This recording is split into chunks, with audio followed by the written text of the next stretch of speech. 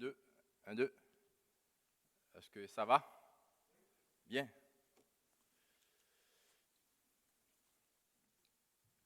Que la paix et la grâce de Dieu soient avec vous tous. Et c'est un plaisir d'être avec vous une fois de plus.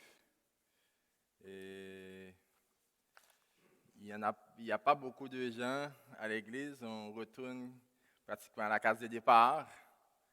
Mais je sais pertinemment que les gens sont à distance sur YouTube pour m'écouter, pour me voir. Et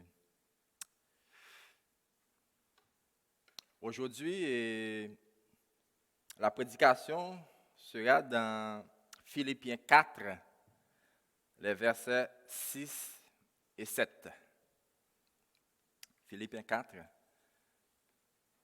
les versets 6 et 7.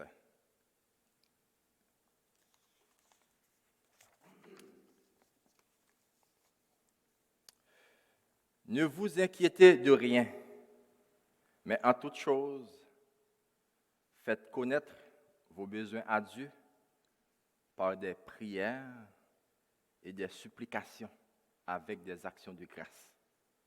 Et le Dieu de paix, qui surpasse toute intelligence, gardera vos cœurs et vos pensées en Jésus-Christ. J'aimerais juste prier. Merci Seigneur, parce que nous sommes encore vivants pour t'adorer, pour te louer, pour te prier Seigneur. Je te remets ce message, c'est ta parole Seigneur Dieu. Interviens dans les cœurs pour que cette parole soit absorbée Seigneur et que chacun de nous vive quotidiennement de cette parole. Que ton nom soit béni. Amen. Philippiens 4, versets 6 et 7. Quelle parole! Ne vous inquiétez de rien. Le verset 6 commence par une négation. Entre-temps, c'est une forme impérative. L'impératif, c'est un mode verbal qui exprime un ordre ou un souhait ou une recommandation.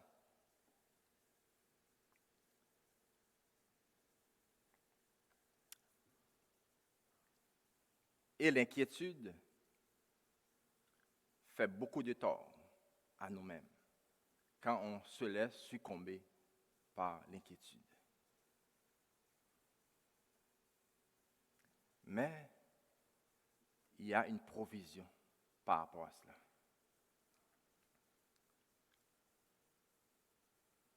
Ne vous inquiétez de rien, mais en toute chose, faites connaître à Dieu vos besoins par des prières et des supplications, avec des actions de grâce. En toute chose qui est susceptible de nous troubler, qui est susceptible de nous déranger, qui est susceptible de nous surprendre, faites confiance à Dieu. Exposez nos besoins, nos demandes. Présentez nos demandes à Dieu. C'est l'attitude à adopter dans de telles circonstances.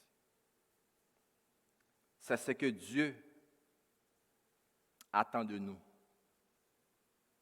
Il n'y a pas de problème en disant Dieu, à Dieu, ça c'est ton problème. Je suis ton enfant, je te remets cette situation. Tu es capable, tu es tout puissant, tu es capable de t'arranger avec ça. D'ailleurs, Jésus-Christ l'a dit, déchargez-vous, apporte-moi vos fardeaux.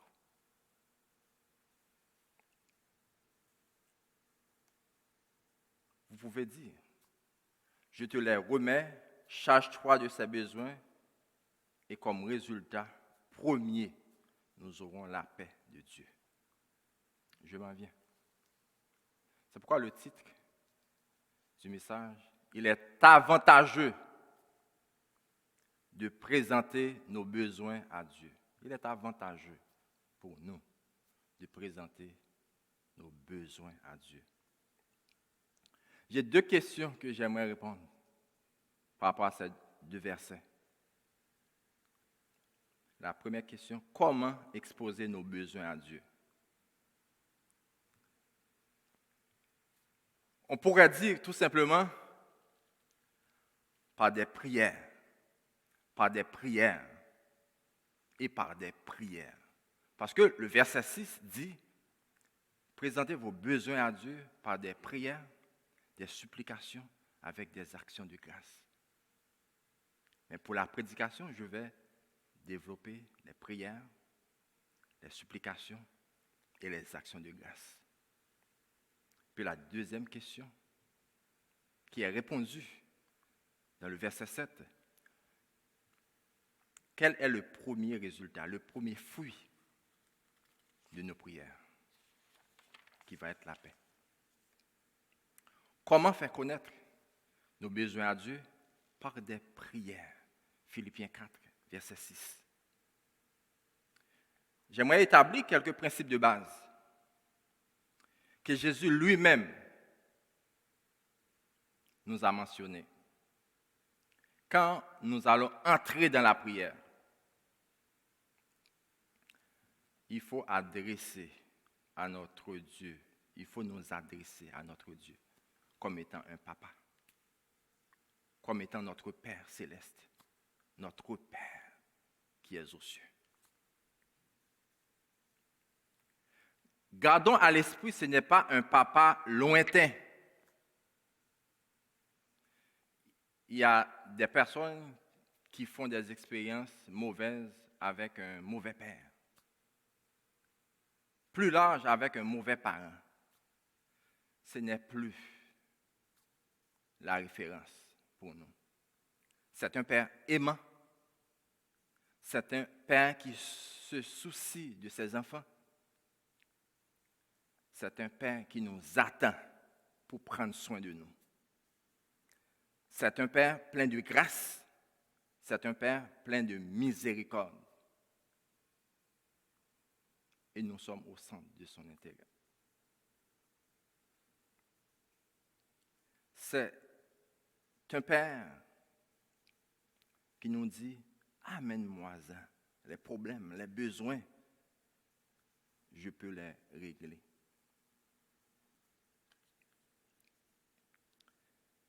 Sachons comme David que Dieu est pour nous un refuge et un appui, un secours qui ne manque jamais dans la détresse. Gardons ça à l'esprit. Peu importe la tempête, peu importe la difficulté, peu importe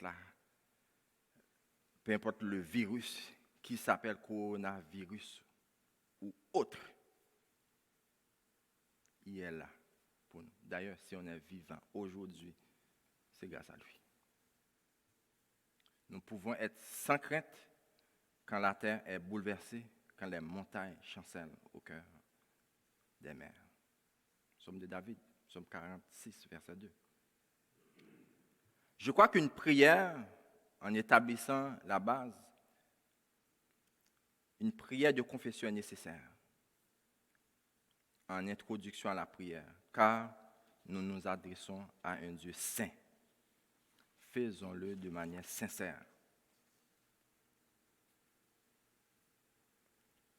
Et sachons que là où le péché abonde, la grâce surabonde.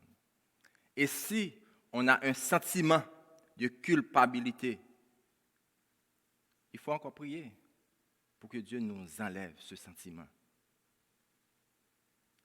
Je le répète, Dieu nous est favorable en Jésus.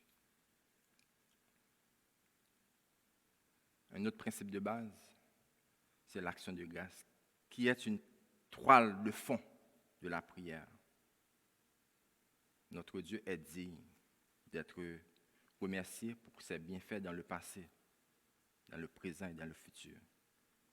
Il le met tout puissant. il est disponible pour nous. La prière est l'opposé de l'inquiétude. Ne vous inquiétez de rien, mais en toute chose, faites connaître vos besoins à Dieu par des prières. C'est l'opposé de l'inquiétude, la prière. Quand nous prions, c'est que nous décidons de ne pas sombrer dans l'inquiétude. C'est un acte de confiance à Dieu. Je me remets à lui. Faisons-le avec foi pour être agréable à Dieu. Étant donné qu'il s'agit des besoins de toutes sortes, Paul nous indique de les exposer dans la prière. La prière, c'est entrer en communication avec Dieu. C'est entrer dans la présence de Dieu pour dialoguer avec lui. Certaines personnes disent parfois, quand ils vont aller dans la prière, je vais rencontrer Dieu. Mais c'est vrai. On peut se poser la question, comme croyant, Dieu est en nous. Mais il y a une image que j'ai en tête. Quelqu'un qui est avec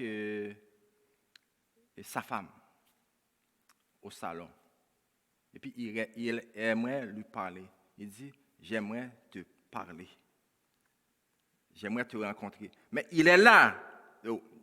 C'est l'épouse qui dit à son conjoint, j'aimerais te parler, mais l'époux est là au salon. Mais il veut avoir son attention. Malgré qu'il est là, dans la même pièce. Ça n'empêche pas qu'il dit, j'aimerais te parler, j'aimerais te rencontrer. On peut le faire aussi avec Dieu. Oui, on va à la rencontre, on va entrer dans sa présence. C'est un Dieu invisible, oui. Mais il est prêt à nous écouter. C'est pourquoi dans la prière, il y a un temps pour parler. Il y a un temps pour écouter. Là encore, c'est une habitude à prendre. On parle et on écoute. C'est un dialogue. Cette habitude est à développer. Nous sommes dans sa présence. Il a aussi des choses à nous dire.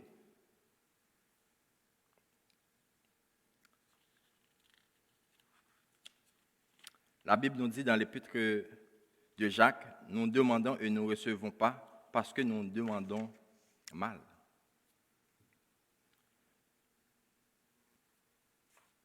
On s'attend à ce que Dieu nous réponde.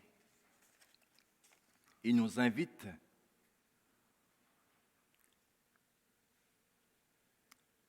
à venir vers lui. J'appelle ça la lumière rouge. Faites attention. Si on demande mal, on peut ne pas en recevoir. Jacques 4, verset 1 à 4. D'où viennent les luttes? D'où viennent les querelles parmi vous? N'est-ce pas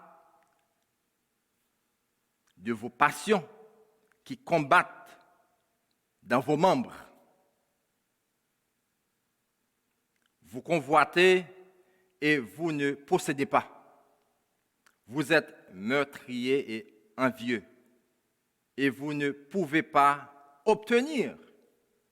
Vous avez des querelles encore, ça se répète, des querelles et des luttes et vous ne possédez pas. Parce que vous ne demandez pas. Vous demandez et vous ne recevez pas. Parce que vous demandez mal dans les buts de satisfaire vos passions. Allez dans la présence de Dieu. On peut recevoir, on peut ne pas recevoir.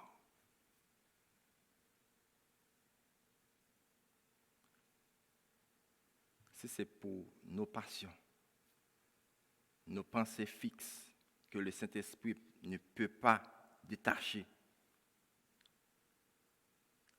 à ce moment, ça ne marche pas. Pas parce que Dieu n'est pas puissant pour exaucer les prières, mais c'est le blocage vient de nous-mêmes. Croyez-vous que l'Écriture parle en vain? C'est avec jalousie que Dieu chérit l'Esprit qu'il a fait habiter en nous. C'est là cette lumière rouge. À la conversion, nous recevons le Saint-Esprit. Le Saint-Esprit nous conduit, le Saint-Esprit nous guide, le Saint-Esprit nous oriente. Savez-vous que parfois la puissance du Saint-Esprit n'est pas déployée à cause de nos comportements, de nos attitudes, parce que nous voulons satisfaire nos passions charnelles. Sa puissance n'est pas agissante à cause de cela. Et quand les comportements se ressemblent à ceux du monde, la puissance du Saint-Esprit n'est pas agissante dans nos vies. Pas parce qu'il n'est pas présent, mais parce qu'il y a un obstacle créé par nous-mêmes. Le Saint-Esprit est attristé.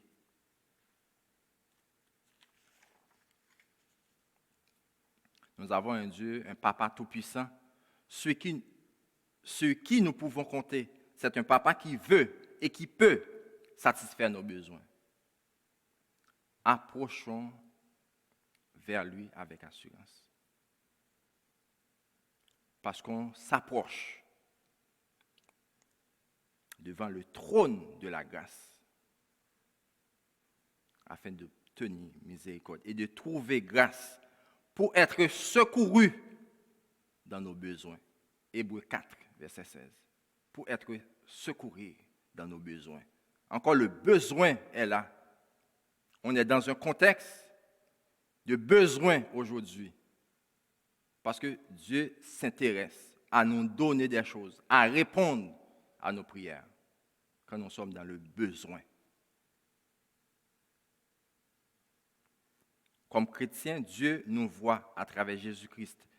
C'est pourquoi nous nous adressons à lui au nom de Jésus-Christ. Et comme Jésus, nous devons nous attacher à la prière. Ce qui me porte à aborder le deuxième point, qui est la supplication. Comment faire connaître nos besoins à Dieu? Par des supplications. Encore dans Philippiens 4, verset 6.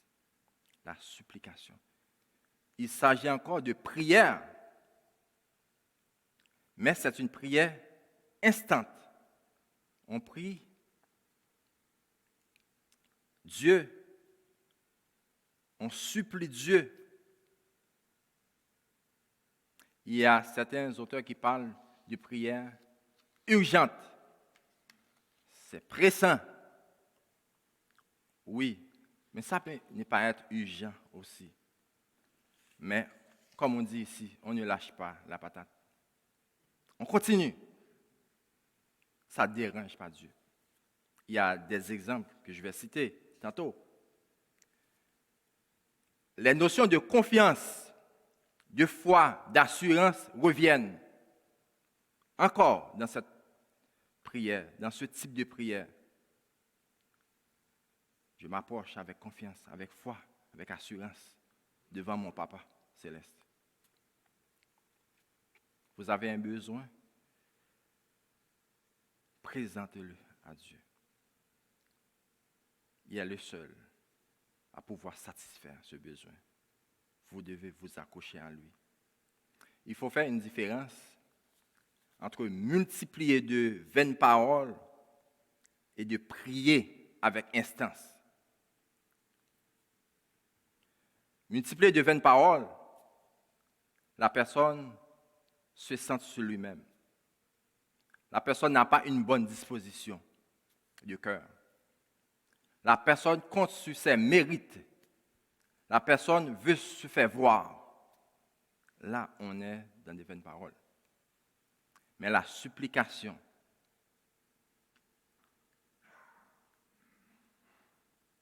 c'est un vrai adorateur qui compte sur Dieu, qui compte sur sa grâce, qui compte sur sa faveur.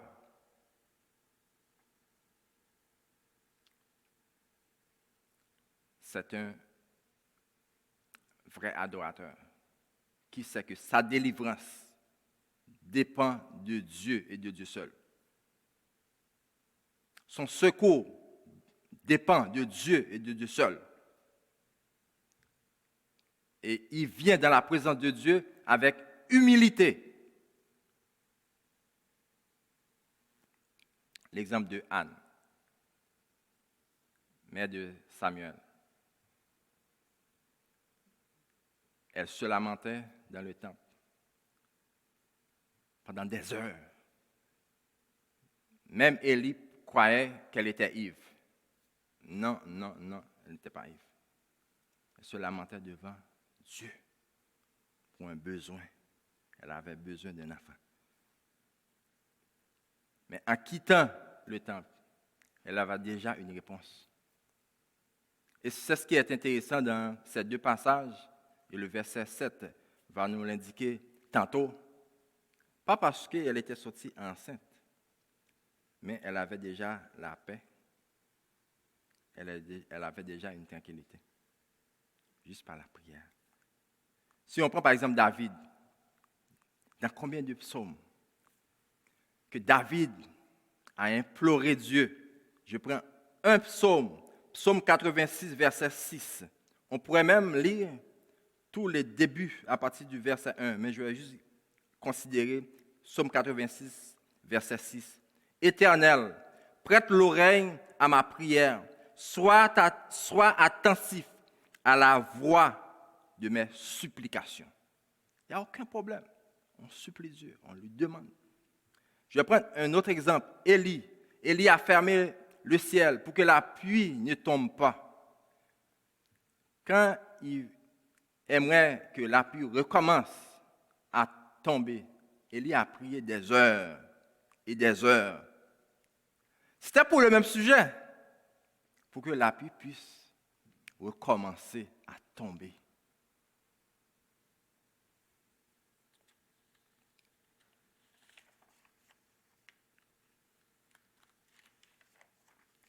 Nous pouvons supplier notre Dieu. Nous pouvons supplier notre Papa Céleste pour nos besoins. C'est sur lui que nous comptons. C'est lui seul qui peut nous comprendre comme il faut. Parce que lui connaît nos cœurs. Et Jésus-Christ est un modèle pour nous dans la prière. Jésus-Christ a prié sans relâche. Il se lève tôt les matins pour aller prier. Seul. Jésus-Christ jeûnait. Il est allé en prière avec des petits groupes. Voilà un modèle.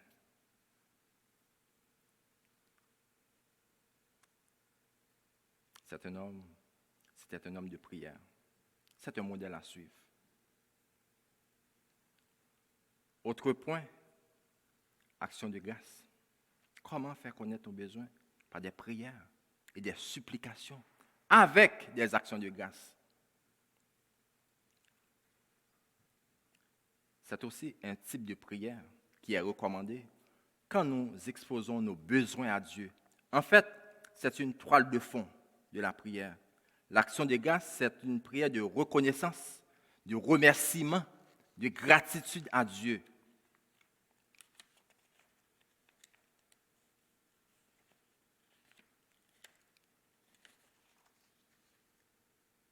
C'est une prière qui nous connecte avec les bienfaits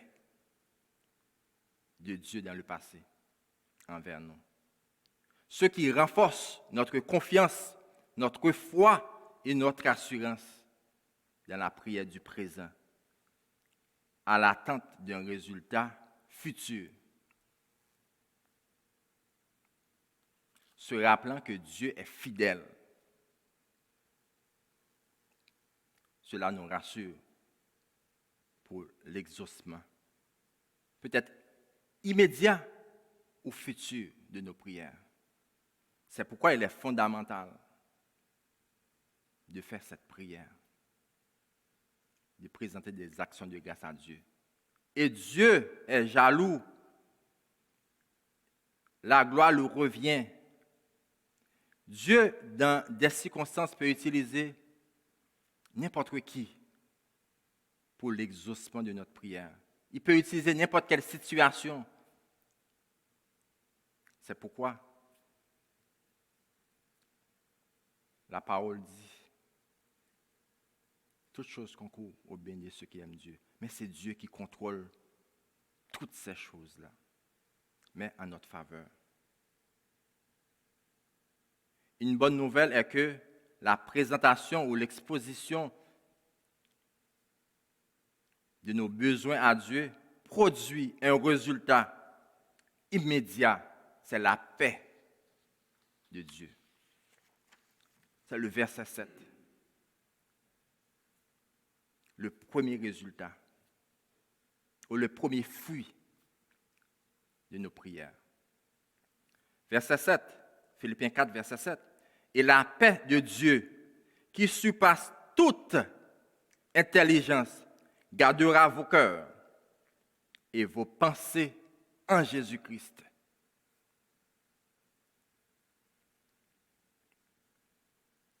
La paix de Dieu. Quand on prie, on dit qu'il y a 4 réponses qu'on peut avoir. Vous priez selon la volonté de Dieu. Vous pouvez avoir une réponse immédiate, exactement ce que vous vouliez. Exactement la même chose. Vous voulez un travail, c'est un bon travail avec de bonnes conditions, vous l'avez. C'est une réponse. Deuxième, Dieu peut vous l'accorder, mais pas autant voulu, en son temps. À ce moment-là, soyez patient. Deuxième. Troisième, Dieu peut vous l'accorder,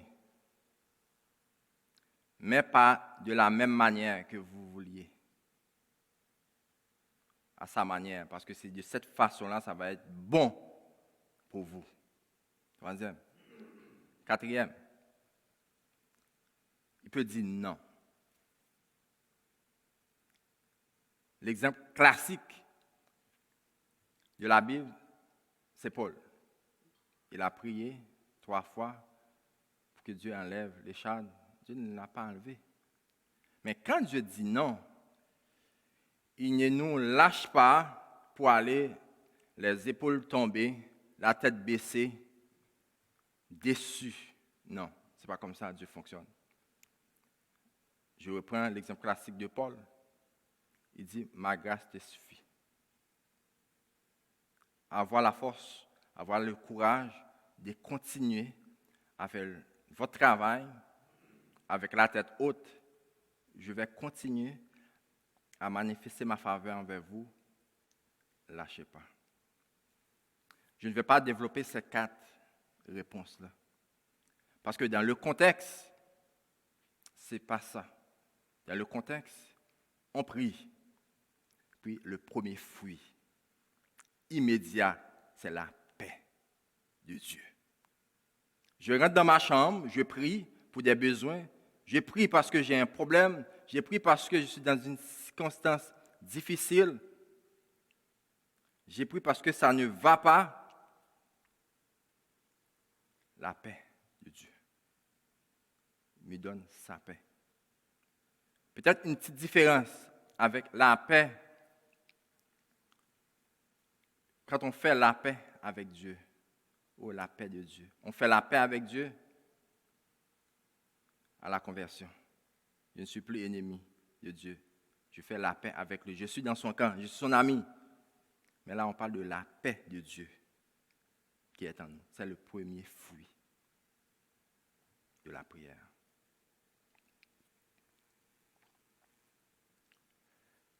C'est une paix qui surpasse toute intelligence, toute compréhension humaine.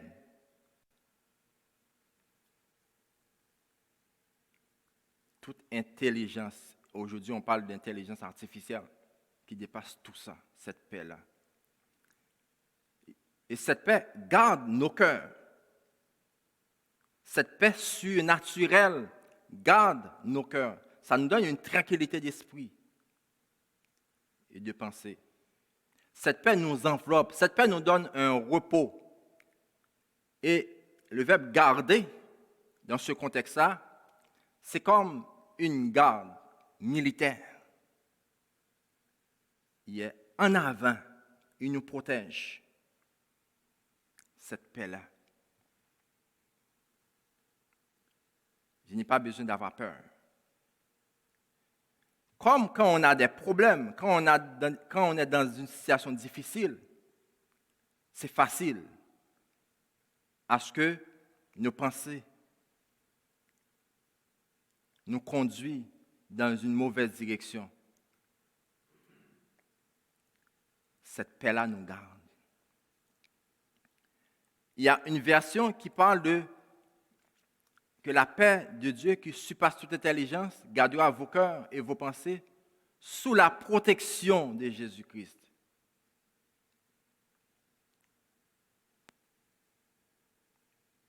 Un bel exemple est Jésus-Christ dans la barque avec les disciples. La mer s'agitait, la barque était sur le point de renverser. Cependant, Jésus-Christ dormait. Incroyable. Lui, l'homme de prière, notre modèle, cette paix-là était tout le temps avec lui. Il reste tranquille. On parle de paix surnaturelle parce que quand le monde, les gens qui n'acceptent pas Jésus-Christ nous voient réagir différemment d'eux dans certaines situations, ils vont se poser la question, mais comment il arrive à être calme dans cette situation? C'est cette paix-là. Laissons-nous envahir par cette paix. Laissons-nous envelopper par cette paix.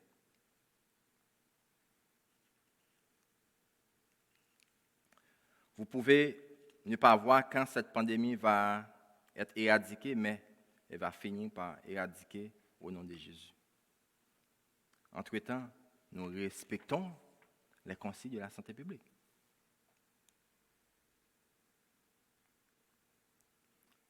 Ce n'est pas sans raison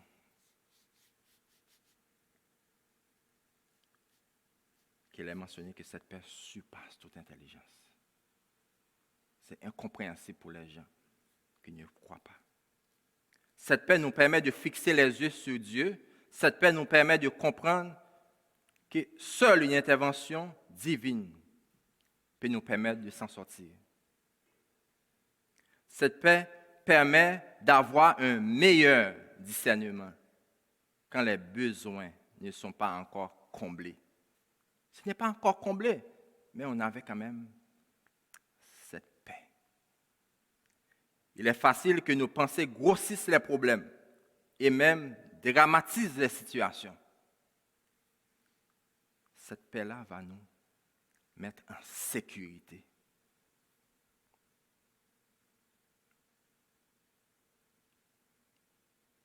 Dans cette vie, les problèmes ou les difficultés ou les besoins arrivent coup sur coup, les uns après les autres et sans arrêt. Si on n'a pas cette protection-là, cette garde, on ne sait pas où se met la tête. Mais sous la protection divine, on va être debout. On va être capable d'attendre la réponse de Dieu. Mais attention, il faut se laisser dicter, diriger, orienter par le Saint-Esprit de Dieu en ce moment-là. Il faut éviter de s'arrêter à nos pensées, parce que nos pensées n'est pas nécessairement les pensées de Dieu. Il faut se soumettre à la direction du Saint-Esprit. C'est pourquoi le Saint-Esprit est là pour nous guider. Ne résiste pas au Saint-Esprit.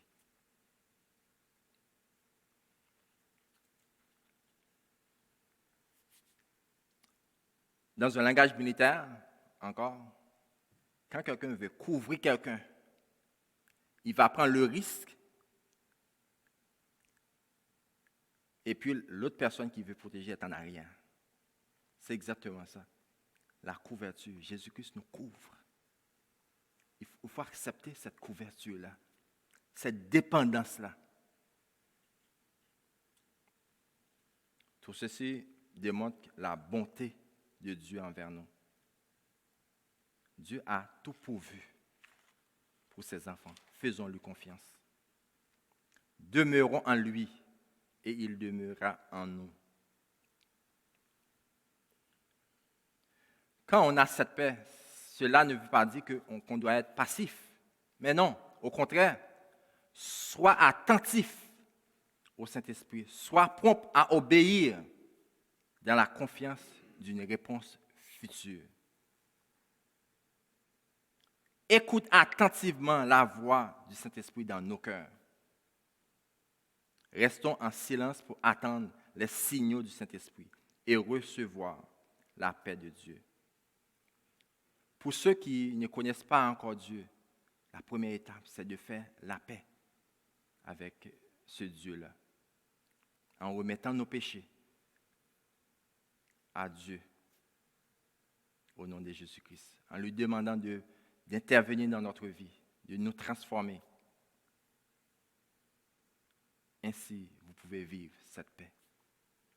Nous, comme croyants, nés de nouveau, cette paix surnaturelle est toujours disponible pour garder nos cœurs et nos pensées en Jésus-Christ.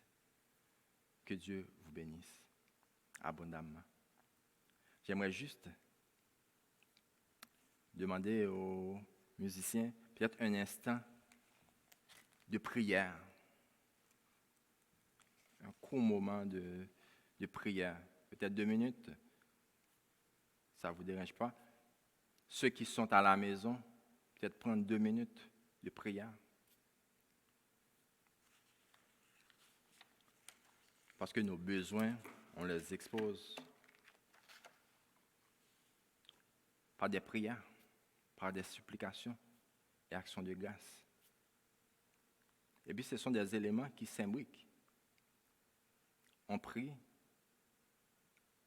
à l'instant. Jésus-Christ voulait multiplier les pains. Dans ce premier temps, il remercie Dieu. On va juste prendre un instant ensemble, en église, pour rechercher cette paix. Moi, je vais prier à haute voix, commençant par remercier Dieu. Merci Seigneur pour tout ce que tu as fait dans ma vie, dans la vie de tous tes enfants, Seigneur. Tu es un Dieu bon, un Dieu plein de miséricorde, un Dieu qui veut du bien pour ses enfants, un Dieu qui est prêt à prendre soin de ses enfants, qui est prêt à prendre soin de l'Église baptiste évangélique de Victoriaville. Toi qui connais mieux que nous-mêmes les besoins de cette Église à l'instant, toi qui sais mieux que nous-mêmes la situation que nous vivons présentement, Seigneur, que chacun de nous, Seigneur, présente nos besoins à toi, Seigneur. Je t'en supplie, Seigneur.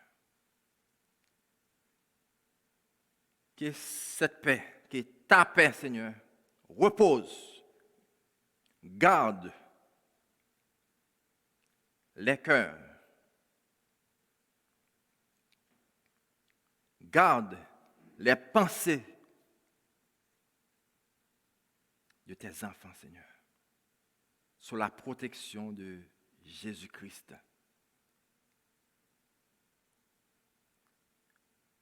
Et que ce que nous pensons vient de la direction de ton Saint-Esprit, Seigneur.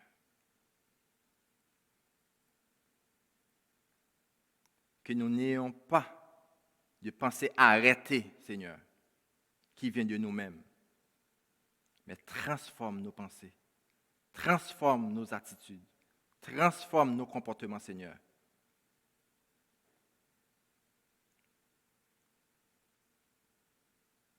Protège-nous, Seigneur. Protège nos cœurs. Protège nos pensées, Seigneur. Nous voulons rester dans ta présence. Fais ta volonté, Seigneur. Je compte sur toi. Que ta main continue à reposer sur cette Église. Que ta main continue à reposer sur tous les chrétiens du monde, Seigneur. Que nous soyons un exemple pour les autres. Que nous avons un comportement différent des autres. Que nous suivons pas à pas le chemin que Jésus-Christ nous a tracé, Seigneur. Que ta volonté soit faite dans nos vies. Que ton règne vienne dans cette Église, Seigneur. Je t'en supplie. Au nom de Jésus-Christ. Que cette paix règne, que cette paix soit visible dans cette Église, dès maintenant et pour toujours. Amen.